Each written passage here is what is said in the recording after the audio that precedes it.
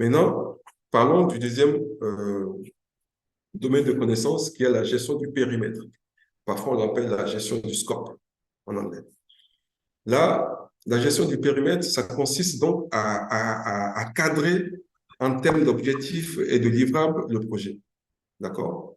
Le travail qu'on veut réaliser et les livrables qu'on veut fournir, on essaye de livrer ce que le client a commandé. Pas moins et pas plus. Parfois, on pense qu'en livrant plus, le client va être content, mais non. Il ne faut pas livrer plus que ce que le client a demandé. Parce que, en faisant plus, vous dépensez plus d'énergie, plus de ressources et ça risque de vous coûter plus cher.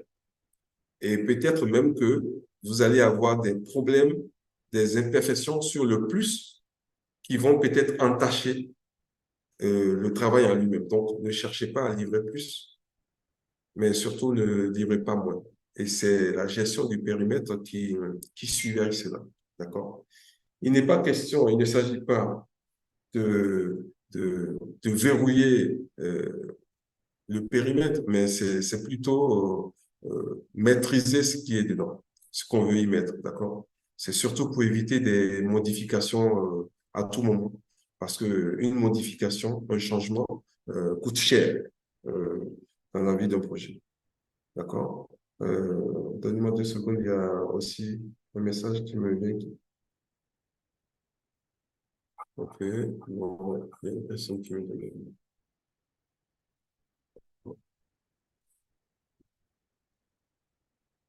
Ok, donc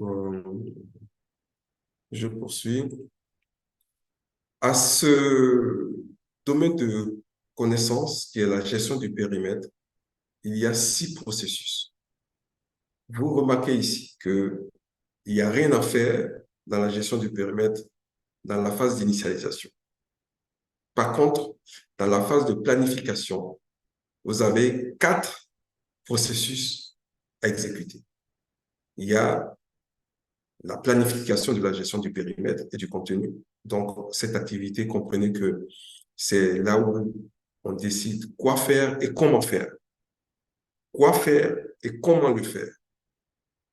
Ça, c'est ce qu'on fait à travers ce processus. Ensuite, il y a un autre processus qui s'appelle recueillir les exigences. Oui, le client a commandé un certain nombre de choses avec des exigences claires. Il faut répondre à ces exigences du client.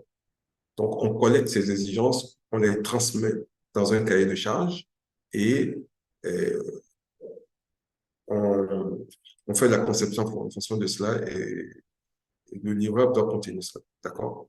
Et on définit le périmètre en fonction de tout ce qui est dans les exigences. Et à ce stade aussi, dans la phase de planification, on crée ce qu'on appelle le WBS. C'est l'organigramme des tâches à faire. Voilà. On veut développer un logiciel, par exemple.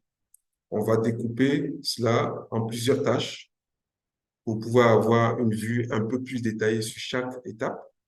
Et ça, c'est quelque chose qui va nous permettre d'évaluer le coût un peu plus tard. OK?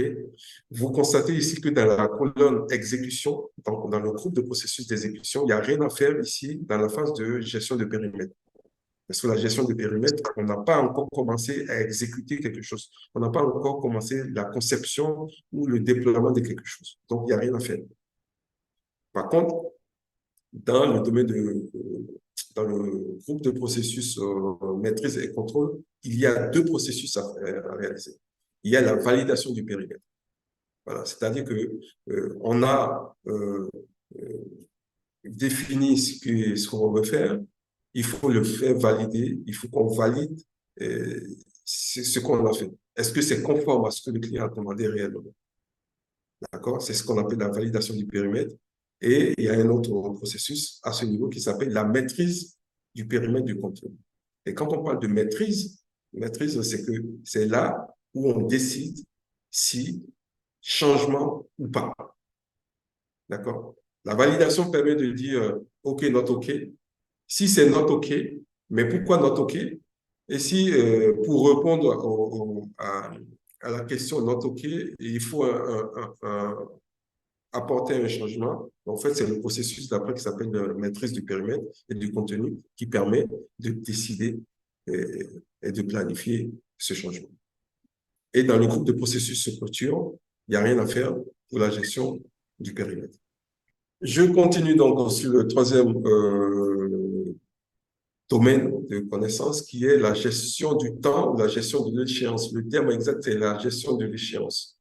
Mais comprenez cela aussi, ce n'est pas la gestion du temps. Alors, c'est le domaine de connaissance qui consiste à élaborer et à maîtriser le planning du projet. C'est là que le planning du projet intervient. Et pour faire ce planning, on s'appuie sur plusieurs supports. Certains utilisent beaucoup Excel. Il y en a qui utilisent d'autres outils de planification comme le, le Project, Microsoft Project. D'accord? Il y a plein d'outils pour faire cela, des outils de planification. Donc, c'est à ce stade que, dans un premier temps, on fait ce qu'on appelle un macro-planning. Un macro-planning, c'est un planning simplifié, grosse maille. On dit ce qu'on veut faire, quand est-ce qu'il faut le faire, les ressources dont on a besoin pour faire ça, sans forcément rentrer dans les détails. Voilà.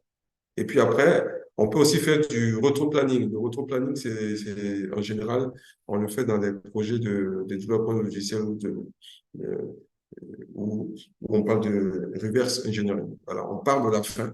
Si espérons, considérons qu'on doit finir à telle date. Et donc, on remonte après et, dans le temps pour voir où est-ce que quand est-ce qu'il faut réellement commencer si on veut vraiment terminer à telle date. C'est-à-dire que la date de fin n'est pas négociable. Et puis après, on remonte jusqu'à ce que on voit exactement quand est-ce qu'il faut démarrer concrètement le sujet. Et puis, il y a le diagramme de vente qui permet de dire, voilà, les dépendances du projet. Si je dois faire telle tâche, il faut que telle tâche finisse avant qu'une autre tâche commence. Donc, ce qu'on appelle les prédécesseurs et les successeurs, voilà, c'est des choses qu'on voit sur les diagrammes de vente, d'accord? Donc ça, c'est le processus qui vous permet de voir de pouvoir utiliser tous ces outils-là, le processus de l'échéance de projet. À ce processus, il y a, enfin, à ce processus, dans ce domaine de connaissances, il y a 6 processus distincts, dont 5 dans la phase de planification et un dans la phase de maîtrise. Dans la phase de planification, vous allez donc planifier la gestion de l'échéance. Donc, encore une fois, quand on parle de planifier la gestion de l'échéance, c'est comment on le fait, quoi faire et comment on le fait. C'est ça la gestion de l'échéance. Après, on définit les activités on doit planifier. On met un ordre dans ces activités-là, une sorte de séquencement, d'accord? Et on estime la durée de chaque activité. Et puis, on élabore donc l'échéancier.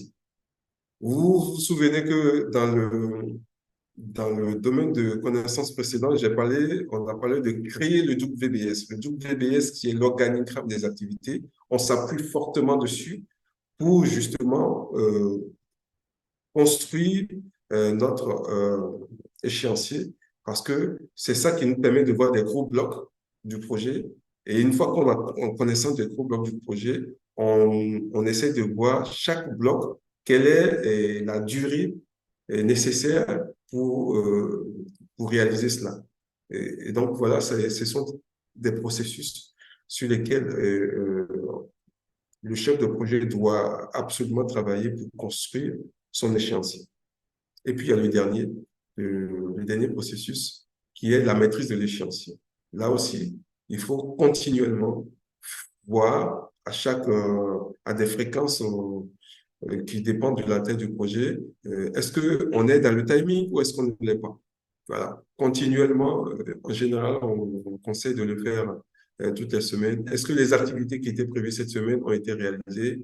Sinon, quel est l'impact de ces activités-là? Faut-il rallonger le planning? Et si on rallonge le planning, quel est l'impact si on le rallonge? Est-ce qu'on pourrait rattraper le retard éventuellement? Voilà, ça, ce sont des choses qui sont décidées et qui sont faites par le processus qu'on appelle la maîtrise de l'échéance. Voilà les 6 processus auxquels vous devez faire appel dans le domaine de connaissances qui s'appelle la gestion de l'échéancier. Encore une fois, je l'ai dit, je ne peux pas vous développer plus chaque processus parce que ça demande du temps. C'est quelque chose qui se fera dans une formation de 3 jours où on va réellement pratiquer. Devant un vrai projet, on va décortiquer tous ces éléments-là.